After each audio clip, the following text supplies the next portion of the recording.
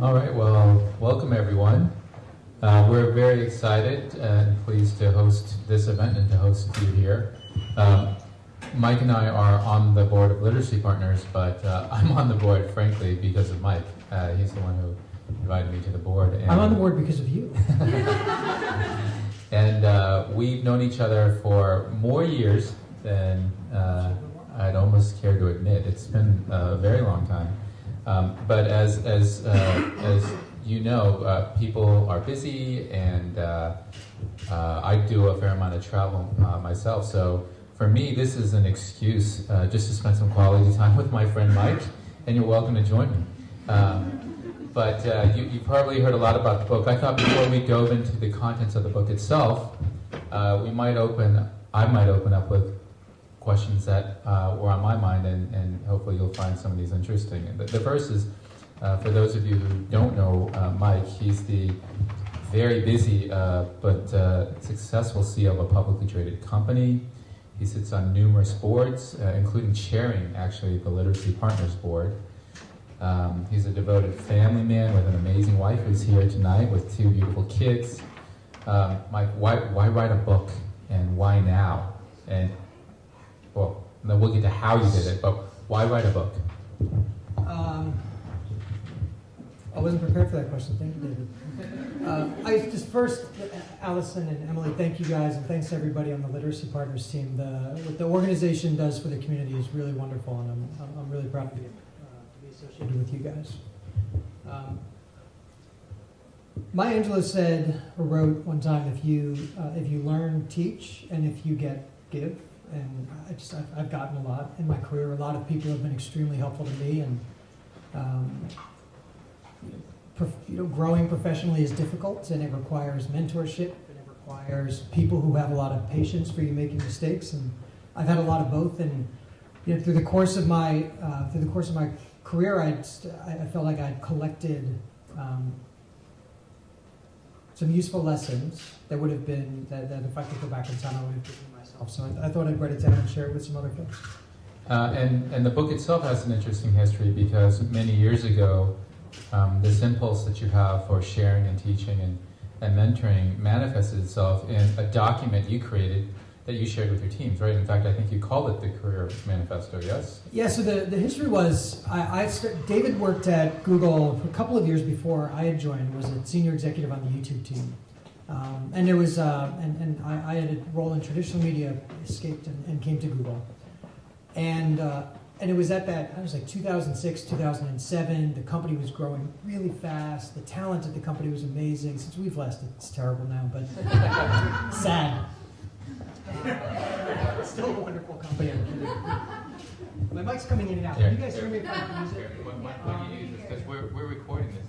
Okay, so we'll pass it back and forth.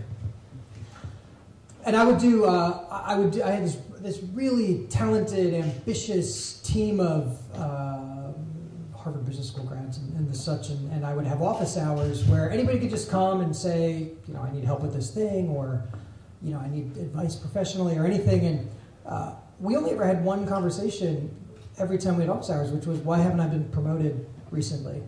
And I found myself getting into the same conversation with each of the folks with whom I worked, which was, promotions are nice. They basically come if you work hard every 24 months, but is there a bigger picture plan and strategy to your career?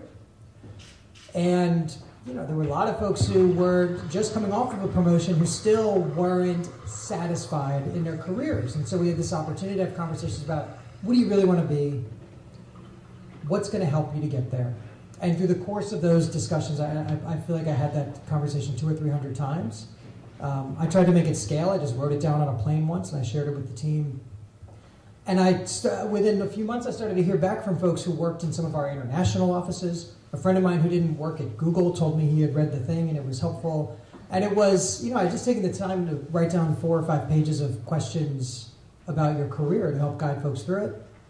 And it was popular enough that we ended up putting a cover on it. And you can grab one on the way out of front. So let's dive into the book itself. You've structured the book around what you call the 5 Ps.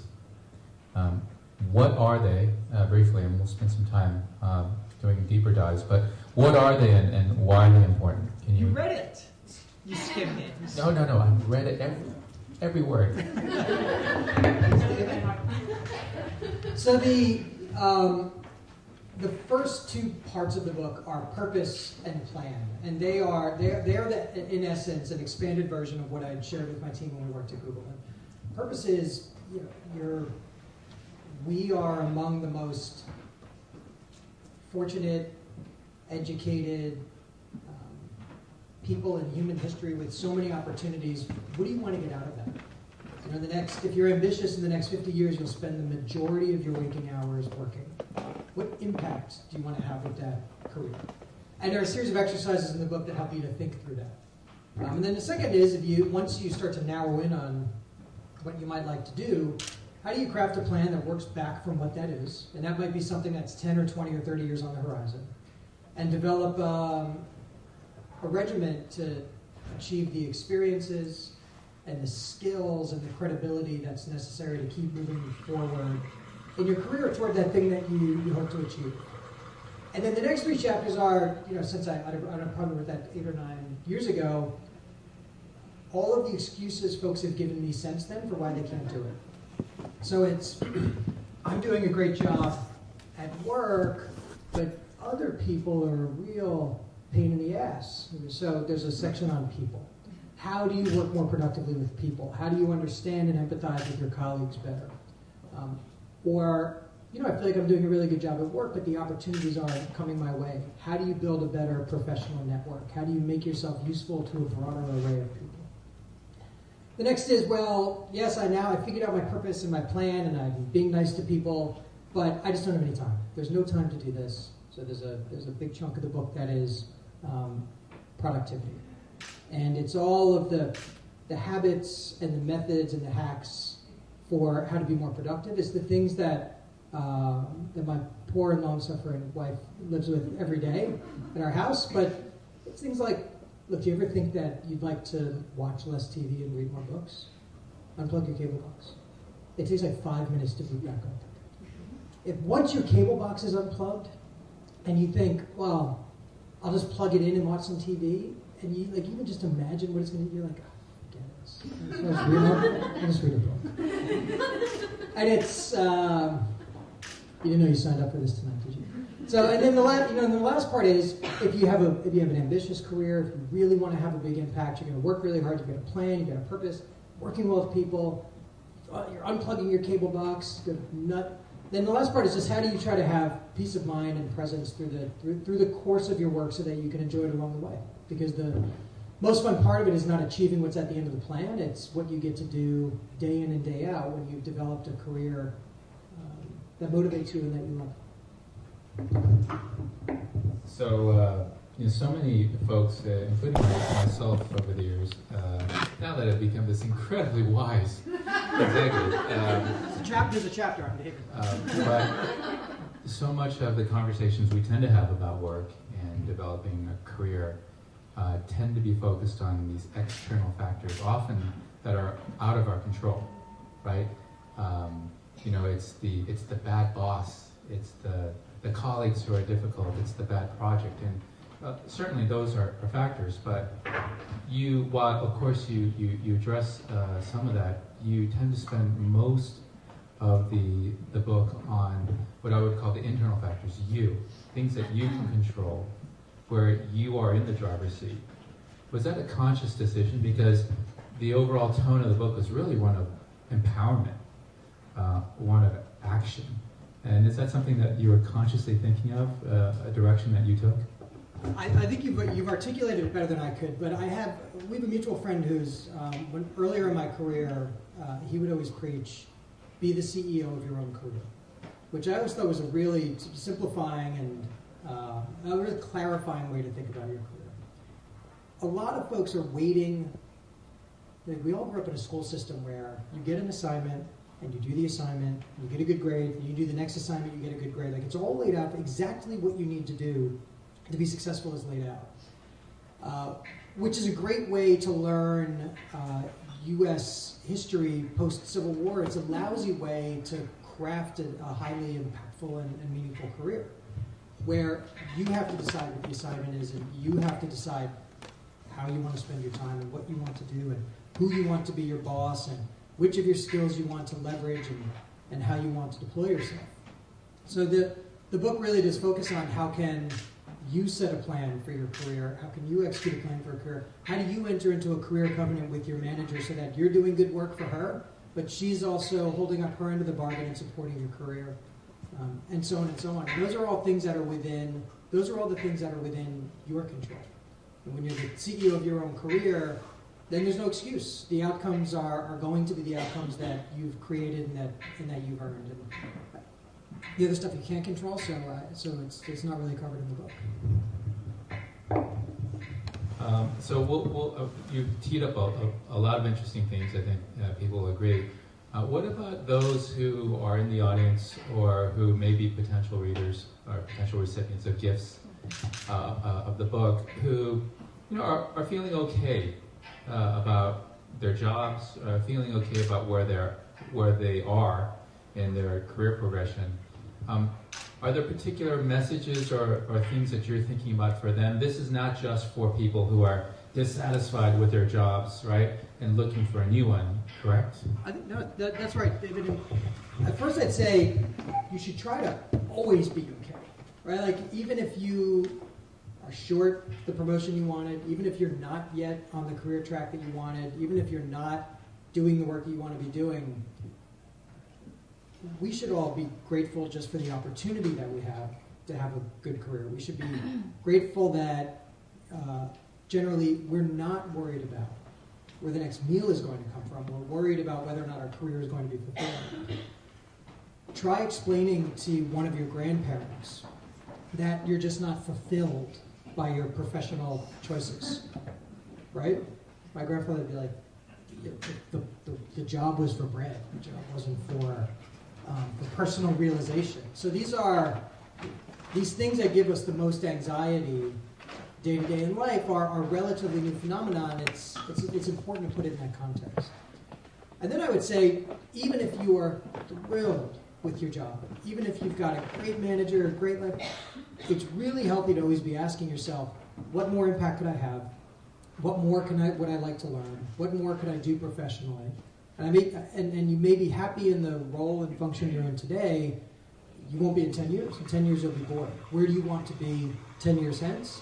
And what are the things you can be investing your extra hours in? What are the things that you could be deploying your side hustle to? What are the ways that you can be working above and beyond your job today so that you're positioned for the place that you'd like to be some number of years from now? And it can all be done in a way that is work that you enjoy, and it can. There's a pretty good correlation between being happy at work and being successful and moving forward. So trying to find that balance, I think, is really important. One of the areas that you mentioned was spending a good chunk of the book on productivity. And in the book, within the productivity section, there's a part on dealing with emails. So if you work we all have emails, but if you work in an email-intensive environment, I found it particularly relevant. One type of email that you talk about is the quick win. And I wanted to talk about that because the concept of the quick win email exchange I thought was highly relevant for almost any type of exchange. Let's talk about what a quick win is and how you set that up and why it's so important. I think if you want to be you want a page turner, you read the chapter on how to work your emails. And this is it's like 50 Shades of Gmail. You're gonna riveting. It's riveting.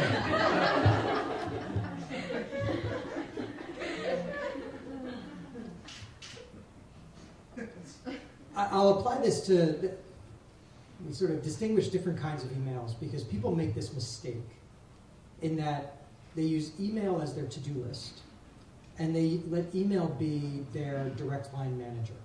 So you come to work and you open your email and you're almost waiting to find out what it is I'm going to do today. And a really healthy way to deploy your day is to start with, these are the 3 things that I know if I get these done, today's a win. And yeah, a lot of other stuff's going to come up. And my phone rings just like yours does, and it's, much of the day is the unexpected stuff. But if you can first focus on these are the things I need to get done, and it'll move the team forward, it'll advance the plot. Then go to the email. You'll find that every one of your days is just like, it's a much more calorie-rich, you just get a lot more important stuff done. Then you turn to the email and you say, okay, what in here is really important and has to be done? And then what's interesting that I might want to read? And what is like something that would just be discourteous if I didn't reply to? You scan it first for the things that are tied back to those big jobs you need to get done. So let's say I've got one which is I want to hire a new general counsel. That'll be a big focus for me today. I really want to move the ball forward on that. And specifically, I want to have 5 candidates scheduled to come in and meet next week. I turn to my email at some point during the day, and there's someone who says, I've got someone who I think you would like. The way that you engage with that email or that to-do could be, oh, great, love to meet him. And then the email comes back. Okay, I'm going to introduce you to David. And then you're like, okay, thanks, moving you to BCC. Nice to, then there's this back and forth, back and forth, back and forth. As opposed to, there's also a way that you can handle something like this where you say, anyone you like, I'm going to like and I'm going to want to meet them. Please add them to the thread. I've got time available on Friday at 9, 11, and 2. This is the address. Reply with which one you want. You get an email back that says, I'll see you at 2 o'clock.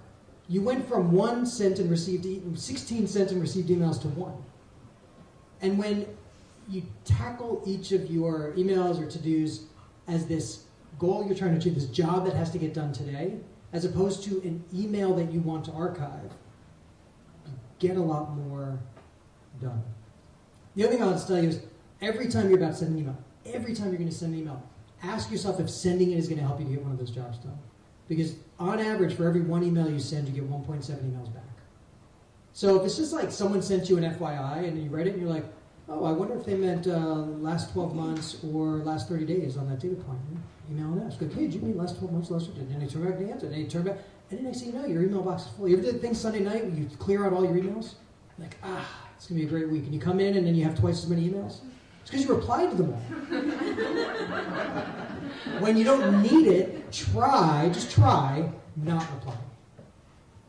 It's a pocket veto. Either way. See what happens. Thanks for taking us there, David. That was a lot of fun for me.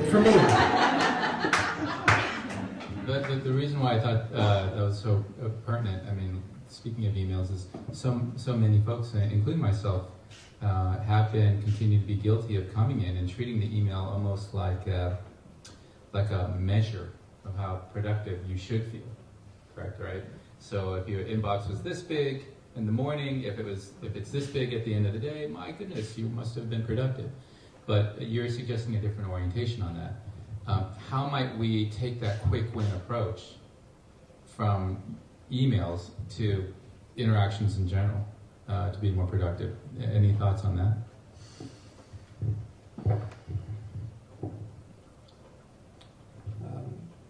Ben Franklin's day planner is saved in the Smithsonian somewhere, and at the top of it, it says, what good shall I do this day? And at the bottom of it, it says, what good did I do this day? And when you go into a day saying, what are the things? And he would have to write it down. He'd write down the 3 things every day. I'm repeating myself a bit, but when you start with, these are the things I've got to get done today. These are the things that are really important. And you bring that to each of your interactions, in this example at work, you're going to get a lot more leverage out of them. And then it's really healthy at the end of the day to ask yourself, how did I do it? Did I get it done? If not, why? How do I want to do it differently tomorrow? So really that sort of goal-driven, purpose-driven approach to your to-dos, whatever they are. And anybody see Boss Baby? Yes. It's the best movie. Well, on a tricycle, Alec Baldwin yells this non sequitur. He just says to the kid, he goes, either you control the day or the day will control you. And he's like, that is so true. Like, Boss Baby really nailed it. You have to control the day. The CEO of your career, be the CEO of your day, the CEO of your email. Like, you go into it and say, what am I going to get done today? And I assure you, if you work at a big company and you have a performance review, 100% money-back guarantee on the book, you are not going to hear in your performance review, I'm concerned that you only replied to 30 emails a day, not 60. 100% guaranteed. If you're applying for a job, anywhere you're applying for a job, if you read the job description, if you can send me a job description that says your job is to sit there and read emails all day, I'll send you another free copy of the book. You two books. And once a day, you get another one. Because nobody cares if you send and received your emails. And think about when you send an email, and we're really doing email. If you send an email, do you ever, after you sent it, ask yourself, I wonder if Judy got that email. Is she going to get back to me? No, it's gone. You're trying to get rid of it. You're trying to get it out of your inbox. But then it hits yours, and you're like, this person must be waiting for a response. They don't care if you respond. They're not thinking about you. They're thinking about all their unread emails. Isn't it? That's it on that. So we're gathered here tonight, sensibly, to talk about your book, gather together to support literacy partners. It is, in some views, a networking event and opportunity. You talk about networking in your book, but networking as the way you define it is not what how most of us might define networking. What is networking to you, and what are things that we could keep in mind that would be just a teaser of what we could find in this amazing book of yours? And the prompt here is, let's talk about Adam, the Adam story that you mentioned. Anybody here an introvert? I'm an introvert. And you're like, if you go to a conference, and even something like this, there's like networking to be done, or you go to a conference where you can network. I mean, I would rather eat the lanyard than go to like CES and walk the floor and go, hey, how are things in ad tech, Brian? Like, hey, let me give you my card. Let me know if anything interesting comes up. Like, I want to die. I want to die.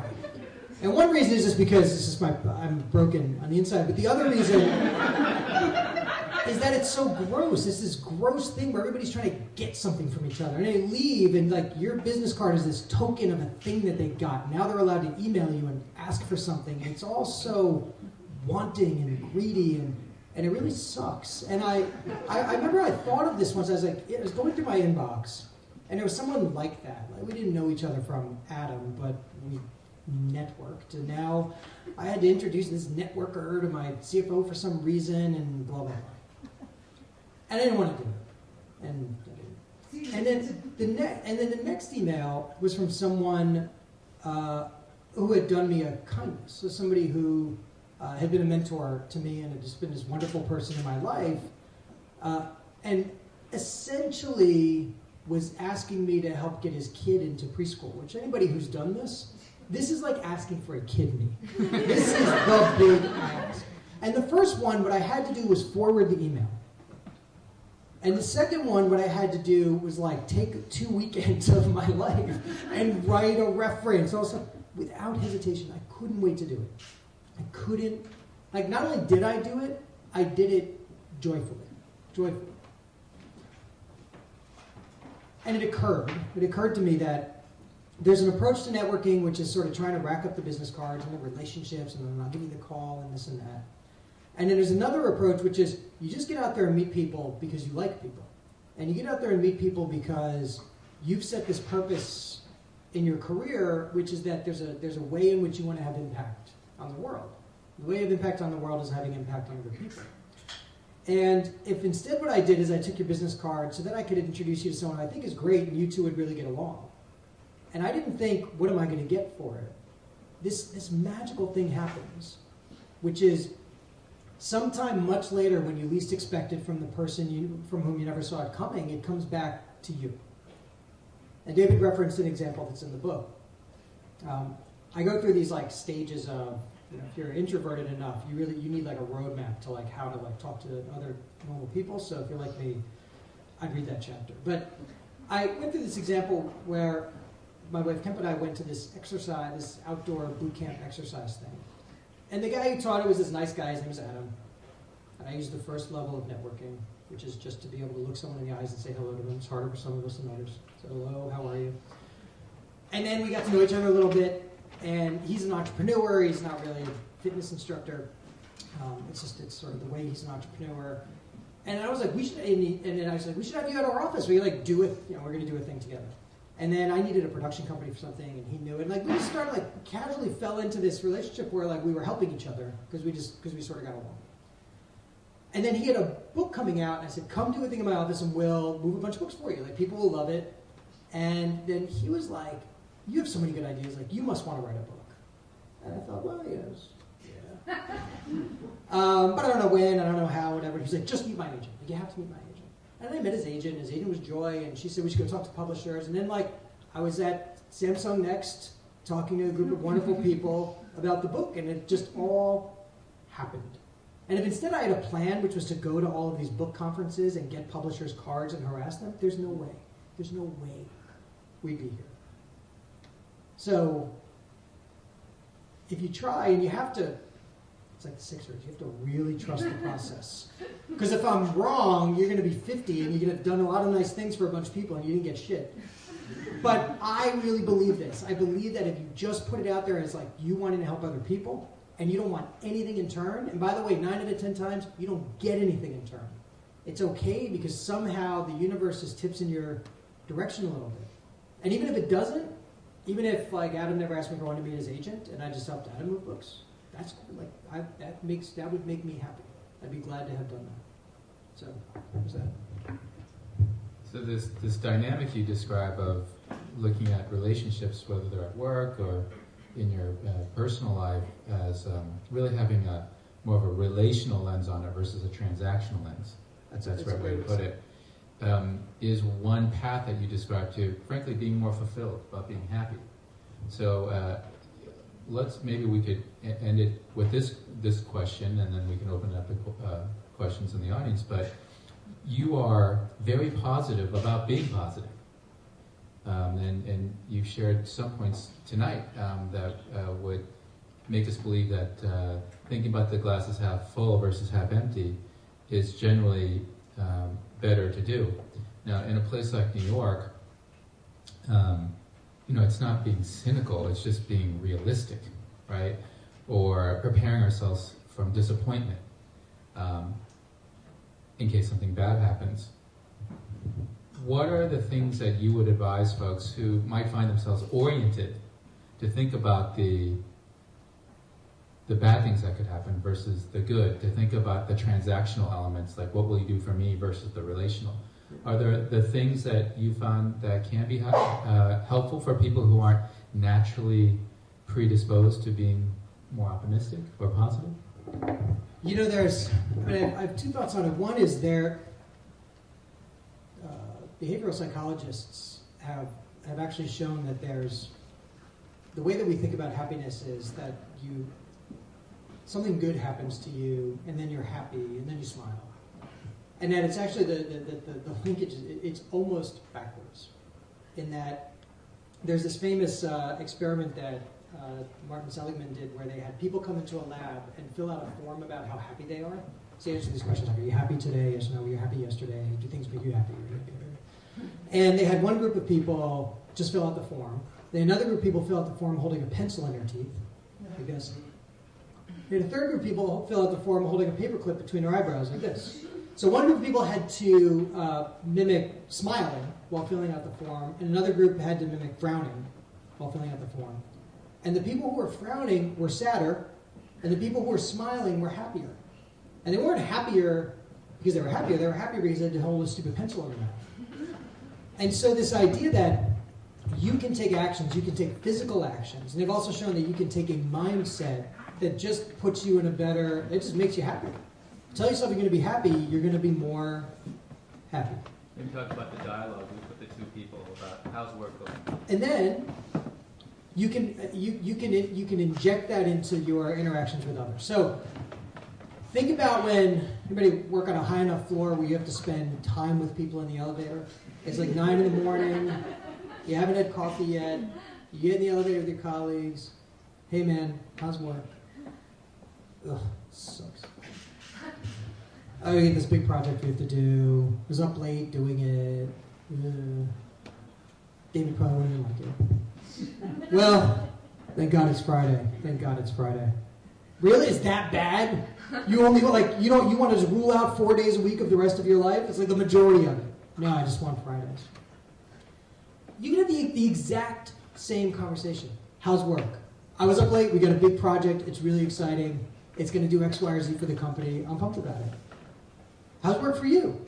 The other person is not going to say, well, for me it sucks. The other person's going to be like, oh, yeah, I'm working on really fun stuff too. It comes right back. And you're like, well, you should. You know, I can see why they count on you. You're really good at your job. Thanks, man. It's like, it's a totally different interaction. I did this experiment once. This is weird. I got on the subway. I would get on the subway. I did it for a week. I'd get on the subway, and I wouldn't be on my phone. I'd put my phone away. I'd look around the subway, and then when someone looked back at me, I would just smile. Every single person smiles back. Every single person. Now, you pick the wrong person, they approach you. So you need to be careful. But I'm not kidding. You smile, somebody smile back. Then, I'd be like, okay, I did it. Like, I only had to do it once. I didn't do it the whole time. And I look at my phone. And then I look back up, and the person, like, is still looking and smiling. Like, you just made it. You made a day. You can just pay it into the day. So, like, if you want to, you're never going to be happy because of something you got. You're going to be happy because you decided to be happy. And I know that, and there are certainly circumstances where life can get really hard, and this is a naive thing to say, but in the day-to-day of life, the day-to-day of life, if you choose to approach things optimistically, you're going to feel better. If you choose to bring positivity into your interactions with people, they're going to be positive in return. And if you choose the opposite, it's, in my experience, I've tried both extensively. And in the other, it's not as nice. It's sort of, there's a dark cloud that follows you around, and it's up to you. You get to choose. Let's end that with a round of applause.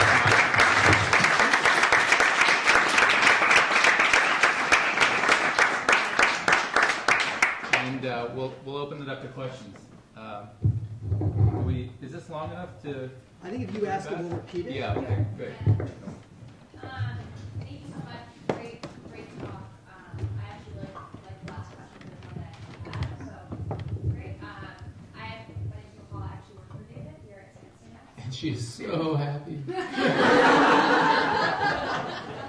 Thank God it's Friday.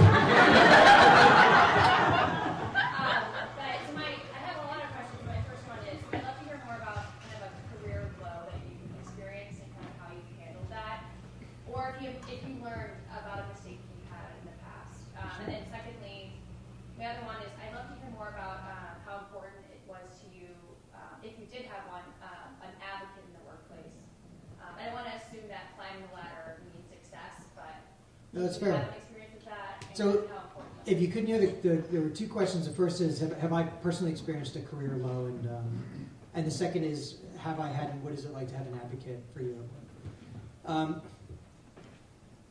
Earlier in my career, I had a job that, by most measures, was a good job, and it was a prestigious title, and I got to meet with important people, and so my parents were quite proud. And I was very unhappy in the job. And the job was it was more of an analytical job. I thought I would grow up to run something, so it sort of wasn't happening, blah, blah, blah. It doesn't matter why I wasn't happy, but I wasn't happy. I didn't know about the smiling on the subway thing yet. But I didn't know. And in fact, the way that I metabolized why I wasn't happy in the role was that someone else who was an idiot was a senior vice president. And I was only a vice president. And that really annoyed me. And it also annoyed me that people who worked in finance made more money. And as soon as that was remedied, I was quite sure I'd be happy. As soon as I'm a senior vice president, I have more money. Then, yeah. And a good friend of ours at the time was a public school kindergarten teacher and invited me to speak at her career day. So I went and I spoke at the career day to kindergartners, and I sort of explained to them how I make 2x2 bubble charts to show strategic opportunities across the landscape of the industry I worked in.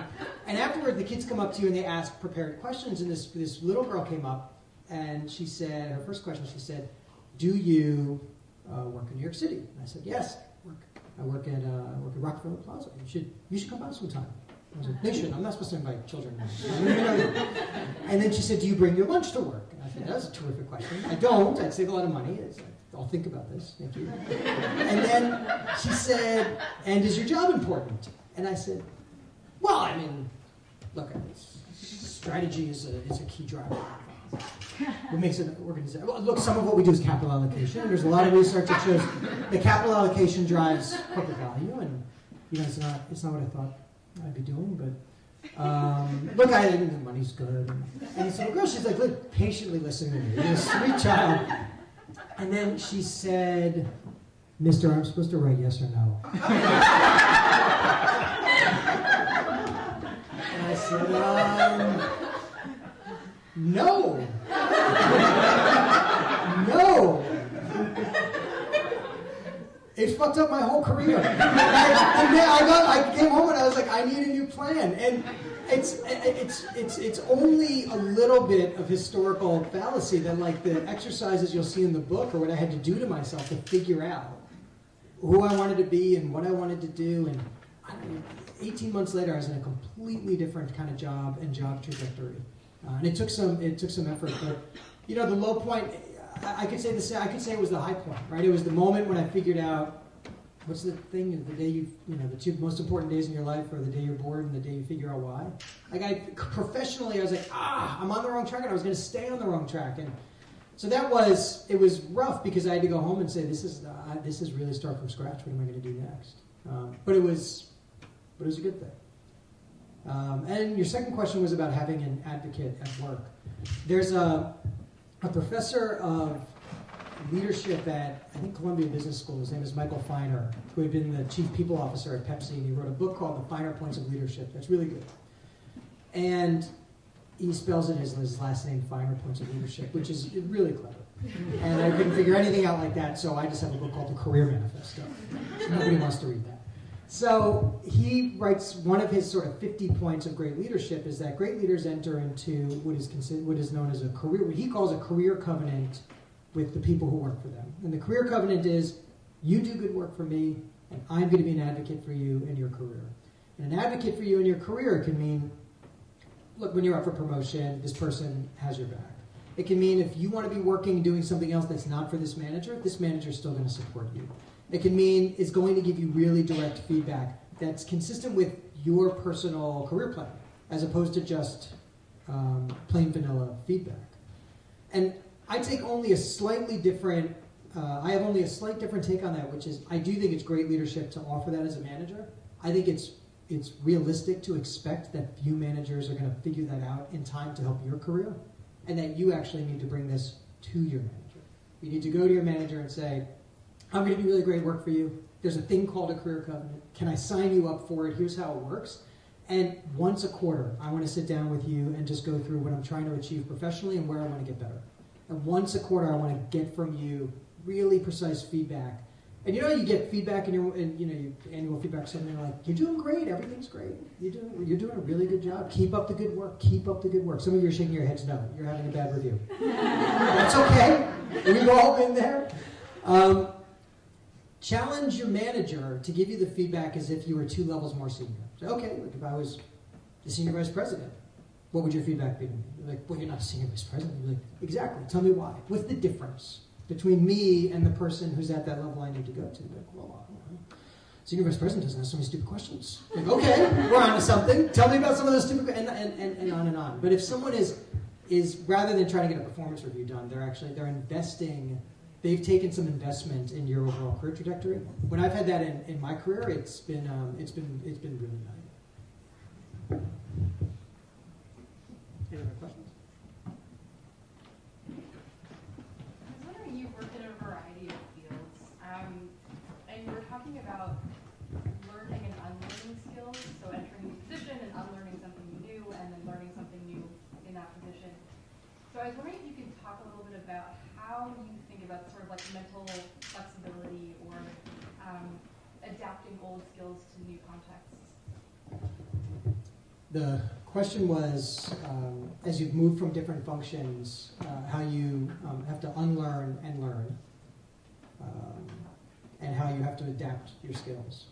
It's trite, but it's true that a lot of times that the thing that was your strength becomes a weakness for you in another environment. A personal example for me is I was really good at business development. early in my career. Business development means sales, and sales means getting everyone to believe the shit you're saying. To be really convincing. And then as I was promoted and was given the responsibility of managing other people, I was still doing that thing. Get the team together, just convince everybody where my thing was right. When actually, once you're responsible for a team, the responsibility is to get the right answer, not to get everybody to agree with you. In fact, when they work for you, they just have to do it. You can just say you have to do it. They don't even have to believe you.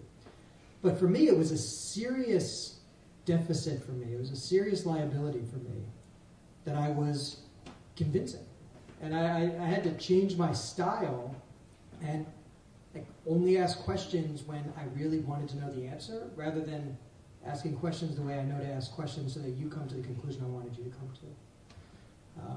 And I think that applies in every time you change jobs. If you've ever read The First 90 Days, it's a really good book anytime you have a new role.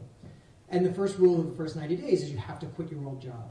And I think applying that same mindset to your perception of yourself and your baseball card of what you're really good at and what you're not, you almost have to reboot that when you take a new role.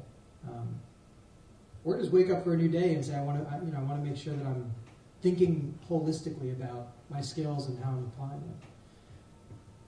Having the ability to relearn or unlearn what got you to the place where you are is a characteristic of people who have successful careers, I think. Yes? Could you talk a little bit more about how we identify the skills that we have naturally and how we kind of leverage those to find our passion, and really what's the roadmap to get there for folks who have a lot of different things on their plate? How do we figure out what we really feel like we're good at? The question was, how do you figure out what you're good at? Presumably to then figure out what you should do professionally. There's an entire school of thought that your life decisions and career decisions should start with your strengths. There's an app called Strengths Finder. I think it's like $90 a year, so it must be good. And you answer a bunch of questions, and it tells you you're extroverted and smart and blah, blah, blah, and therefore you should work in software sales at Cisco. Cisco's a sponsor. Something. I don't know. I have a minority opinion on this. I think you should disregard what you're good at and what you're not good at when you do the exercise of figuring out what you want to do in your career. Because my experience has been you can learn it. If it's important to you, you can learn it. And if you read the Career Manifesto, it will walk through an exercise where you first figure out what kind of impact you want to have with your life. And then the next is, what are things that give you joy and give you unhappiness, and what are things you can't live without? And the combination of those two, you're able to start to just set the design principles for a career. You're like, look, I hate extensive travel. I need this much money to live. I really love organizing things. Like, that's when I'm happy. The impact I want to have is in this kind of an industry, or this kind of, I want to work in consumer products, something. But as it all comes together, you start to see a career start to take shape. And what I encourage you to do is think of the big job you want years and years and years out. There's no way you're good at that today. There's no way. There's no way you're qualified for the thing that is your goal in your career.